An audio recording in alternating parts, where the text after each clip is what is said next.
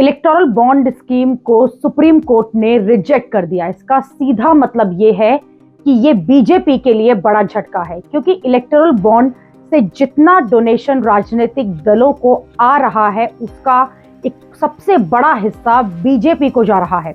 2018 में electoral bond शुरू हुए थे, तब से लेकर मार्च 2022 तक करीब 16,000 करोड़ रुपए इलेक्टोरल बॉन्ड से आए। और आप ये जानकर हैरान रह जाएंगे कि इसमें करीब 57% यानी कि 57 आधे से भी ज्यादा रकम बीजेपी को मिली है। यानी 8 से 9,000 करोड़ रुपए इलेक्टोरल बॉन्ड के जरिए बीजेपी को गए। अब सीधी बात यह है कि जिसके पास ज्यादा पैसा होगा वही राजनीति में ज्यादा हावी होगा। और ये बात तो सब जानते हैं कि चुनाव में पैसे का खेल होता है। जिसके पास ज्यादा पैसा होगा वो ज्यादा संसाधन जुटा पाएगा, उसके पास लोग भी होंगे, उसके पास हर वो चीज उपलब्ध होगी जिससे माहौल अपने पक्ष में किया जा सके। इलेक्टोरल बॉन्ड ने बीजेपी को मालामाल कर दिया है। इलेक्टोरल बॉन्ड से बाकी पार्टियों को भी डोनेशन मिली, लेकिन वो बीजेपी के सामने कुछ भी नहीं है। इलेक्टोरल बॉन्ड 2018 में इसलिए लाए गए थे कि इससे पॉलिटिकल फंडिंग का सिस्टम बेहतर होगा, लेकिन इन सब पर सवाल इसलिए उठे क्योंकि इलेक्टोरल बॉन्ड के जरिए जो भी चंदा दे रहा है उसका नाम सीक्रेट रखा जाता है। जी हाँ, नाम को सीक्रेट रखा जाता है, यानी किसी पार्टी को कौन चंदा दे रहा है ये पता नहीं चलता। ये सिस्टम इस तरह से काम करता है कि कोई भी व्यक्ति, कोई भी कंपनी या कोई भी कॉरपोरेट अगर किसी पार्टी को चंदा देना चाहती है तो वो स्टेट बैंक के सिलेक्टेड ब्रांच से इलेक्टोरल बॉन्ड जो है उन्हें खरीद सकता है। ये बॉन्ड नोट की तरह होता है और 1,000 रुपए से लेकर 1 करोड़ रुपए की इसकी कीमत होती है। स्टेट बैंक से इलेक्टोरल बॉन्ड खरीदकर कोई भी कंपनी अपनी पसंद की पार्टी को वो बॉन्ड जाकर दे सकती है और वो पार्टी 15 दिन बाद इस बॉन्ड को रिडीम कर सकती है, यानी कि कैश करा सकती है।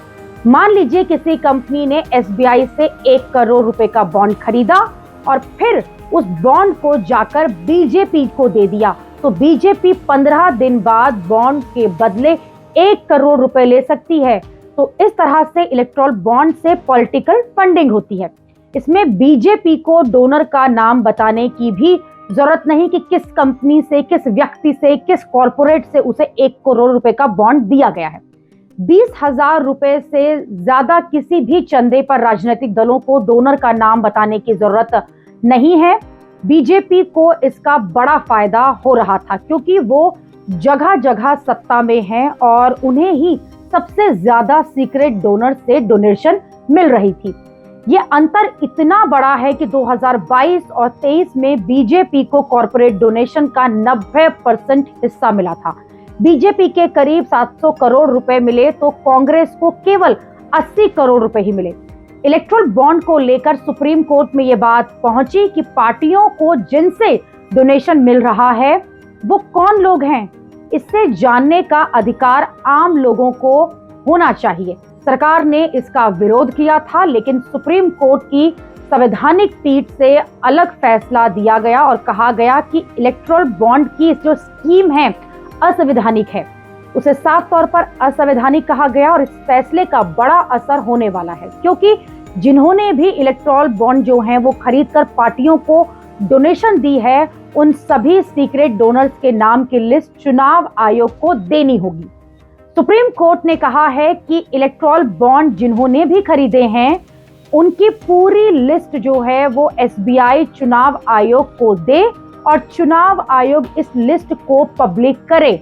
अब ये लिस्ट आ गई तो ये भी देखा जा सकता है कि जो लोग ईडी, सीबीआई या किसी सरकारी एजेंसी के एक्शन का सामना कर रहे हैं, क्या उन लोगों ने भी इलेक्टोरल बॉन्ड से सीक्रेट डोनेशन किसी पार्टी को दी है।